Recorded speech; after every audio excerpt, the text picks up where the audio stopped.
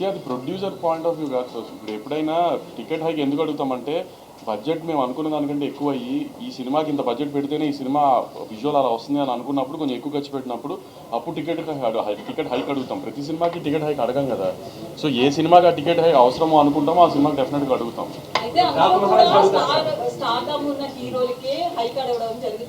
So ముఖ్యంగా budget లో హీరోలు ఎక్కువగా తీసుకోవడం వల్ల ఎఫెక్ట్ అవుతుంది అనుకోవచ్చు. అది తగ్గించే ఆలోచనలు ఏమన్నా ఉందా?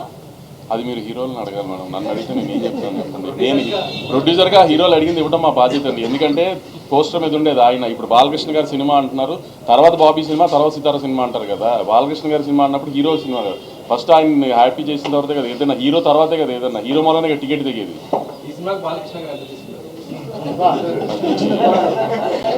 మీరు ఇలాంటి సోషల్ మీడియాలో కాంట్రవర్సీ నడుస్తుంది.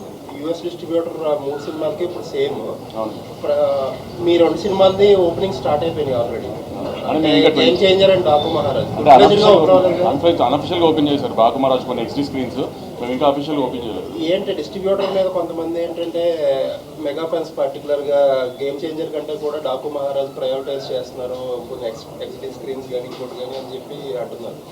అదేం లేదండి. ఎందుకంటే ఇప్పుడు డిస్ట్రిబ్యూటర్కి తను ఏ సినిమా ఎంత పెట్టుకున్నాడో తనకి తప్పితే ఎవరికి తెలియదు. సో దేన్ని ప్రయారిటైజ్ చేసుకుని దేనికి ఎలా చేసుకోవాలో తన ప్లానింగ్ తనకు ఉంటుంది కదా. ఫ్యాన్స్కి వాళ్ళకు ఉండే ఎక్సైట్మెంట్ వాళ్ళకు ఉంటుంది. కొంచెం ఇంకా ఇది ఓపెనింగ్ ఇది ఏదైనా స్లోగా ప్రాసెస్ చేసుకుని అన్ని స్క్రీన్స్ ఓపెన్ అవుతాయి. గేమ్ చేంజర్ 10th హ్యూజ్ రిలీజ్తోనే ఓపెన్ అవుతుంది, హ్యూజ్ నెంబర్స్తోనే ఓపెన్ అవుతుంది. దాని తర్వాత మా సినిమా, దాని తర్వాత వెంకటేష్ గారి సినిమా అన్నీ అలానే ఓపెన్ అవుతాయి. ఏం ప్రాబ్లం ఉండదు, అన్ని ఈక్వల్ స్క్రీన్స్ వస్తాయి. అదే ఆర్డర్ ఫస్ట్ గేమ్ చేంజర్, తర్వాత మీ సినిమా, తర్వాత వెంకటేష్. నేను రిలీజ్ ఆర్డర్ చెప్పానండి. సినిమా నేను చూసుకున్నా కదా, గట్స్ ఉంది నాకు తెలుసు కదా. ఇంటర్వెల్లోనే మీరు ఫోన్ చేసి వంశీ అఖండ కంటే బాగుందనో లేకపోతే లెజెండ్ కంటే బాగుందనో మీరు నాకు చెప్తారు చూడండి. ఇంటర్వెల్లోనే ఫోన్ చేసి చెప్పేస్తారు. సినిమా ఏదాకా వెయిట్ చేయరు మీరు. అసలు అంత బాగుంది సినిమా. మీకు బాగా నచ్చే ఉరోషి రౌతాలతో మంచి మాస్ సాంగ్. ఇవాళ ఫ్యామిలీ సాంగ్ ఒకటి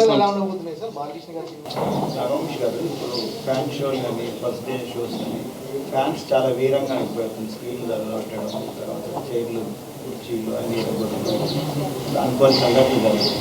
అంటే ఇప్పుడు ఇలాంటి పరిస్థితుల్లో హీరోలకి ప్రొడ్యూసర్లకి కొంచెం బాధ్యత పెరిగింది. అంటే ఈ సినిమా ఇట్లాంటి సంఘటనల తర్వాత మీరు ఎలాంటి జాగ్రత్తలు తీసుకుంటున్నారు సార్? ఆ నిమిషాన్ని అక్కడ ఎమోషన్లో ఏదైనా జరిగితే దాన్ని ఎవరు మేము ఆపలేము కాబట్టి దానికి ఆమె కేర్ తీసుకుంటామంటే మ్యాక్సిమం ఇంకా జాగ్రత్తలు తీసుకుంటానికి ట్రై చేస్తాం తప్పితే అక్కడ ఈ ప్రతిదాన్ని ఇంకా మేము దీన్ని ఆపగలుగుతాం, దీన్ని లేకపోతే దీనికి రెస్పాన్సిబిలిటీ తీసుకోగలుగుతాం అంటే ఏ నిమిషాన్ని ఎక్కడ ఏం జరుగుతుంది అనేది ఇన్ని ఇన్ని థియేటర్స్లో 1000 పైన థియేటర్స్లో రిలీజ్ అవుతున్నప్పుడు ఏ థియేటర్లో ఎక్కడ ఏం జరుగుతుంది అనేది నేను నిజంగా మేము ఫాలోఅప్ చేయగలుగుతాం అనేది చెప్పినా కూడా ఆమె ఎవరు నమ్మే విషయం కాదు కదా. సో ఎక్కడైనా ఏదో జరిగితే దాన్ని కేర్ తీసుకోవడం చేయగలుగుతాం తప్పితే ఎంత మ్యాక్సిమం అవాయిడ్ చేయడానికి ట్రై చేయొచ్చు, అవాయిడ్ చేస్తాం. కానీ ఎక్కడన్నా చిన్న అక్కడెక్కడ యాక్సిడెంట్ జరిగితే మన చేతుల్లో ఉండవు కదండి. ఇప్పుడు గవర్నమెంట్ చాలా సీరియస్గా ఉంది. ఎందుకంటే ఇలాంటి సిచ్యువేషన్స్ తర్వాత అందరినీ రెస్పాన్సిబుల్ చేసే ప్రయత్నంలో ఉన్నారు. దానికి మీరు ఎలా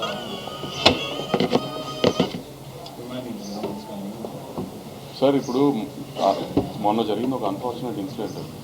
సో అలాంటి ఇంకా జరగకుండా చూసుకుంటామే మా ప్రయత్నం కూడా అండి.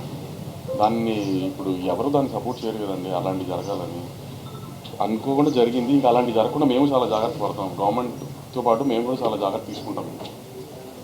థియేటర్కి వెళ్ళి సినిమాలు చూడడం, సెలబ్రిటీస్ అనేది ఇప్పుడు చాలా ఛాలెంజింగ్గా ఉంది. దాన్ని కొనసాగిస్తారా? దానికి ఏమైనా అడ్డుకట్ చేస్తారా? అది హీరోలు డిసైడ్ చేసుకుంటారు కదండి, ఏం కాదు. ఇన్సిడెంట్ అయ్యాక అందరూ కలిసారు అన్న దాని మీద కూడా రేవంత్ రెడ్డి గారు సీరియస్ అయ్యారు. ఆ టాపిక్ వద్దులేదు. ఐ మీన్ డాకు మహారాజ్ గురించే మాట్లాడుకుందాం ఇంకెంతసేపు.